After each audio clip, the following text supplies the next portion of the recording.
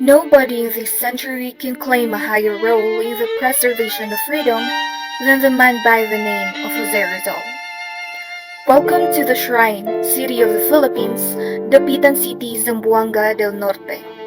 In the time machine, let us travel up and down the corridors of time, jumping from one age to another, witnessing perhaps one event of history on one occasion, meeting a hero of the past or another.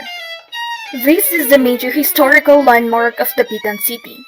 It refers to the more or less 16-hectare estate of Dr. Jose Rizal, which he purchased in Barangay Talisay from his lottery winnings.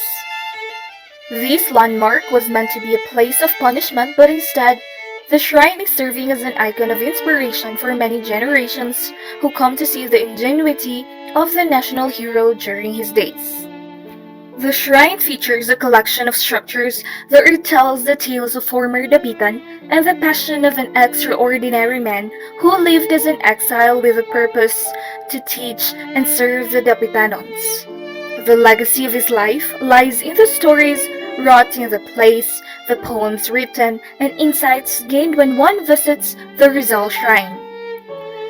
Though pained by his banishment to Dapitan in northwestern Mindanao on 17 July 1892, Jose Rizal used his time and skills productively to ease his solitude.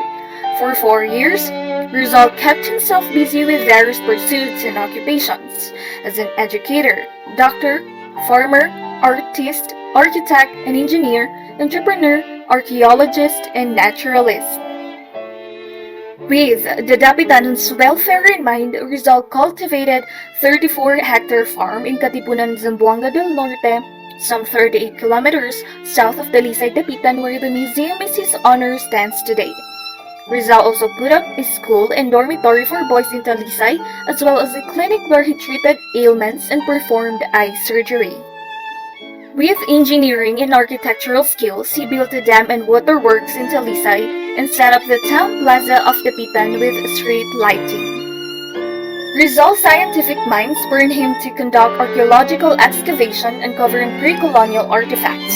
As a naturalist, he collected biological and botanical specimens, a few of which were named after him. And as a linguist, he studied Visayan and Malayan languages.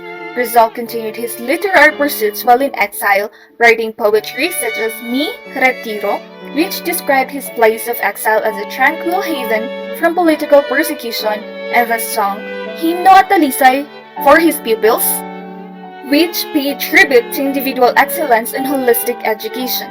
Rizal also created sculptures from clay such as Oyang Dapitana and Mother's Revenge. It was also in Talisay where Rizal met and fell in love with Josephine Bracken, whose adoptive father Rizal had treated as a patient in Dapitan.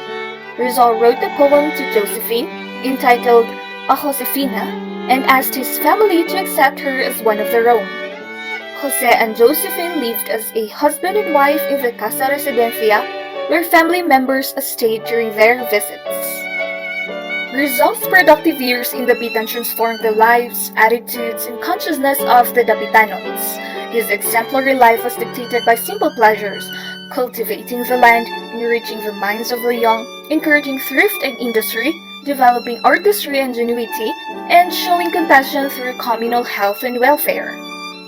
On his departure, the people of Dapitan turned out en masse to see him off while a marching band solemnly played Chopin's March Funibre.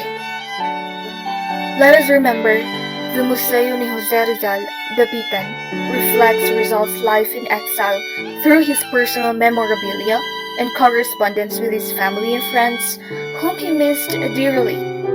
Some of his most poignant letters were written in Dapitan. His Nipa hut, residence, clinic, school, dormitory, dam and waterworks are living testaments to Rizal's expansive range of talents and his commitment to serve the country he loved.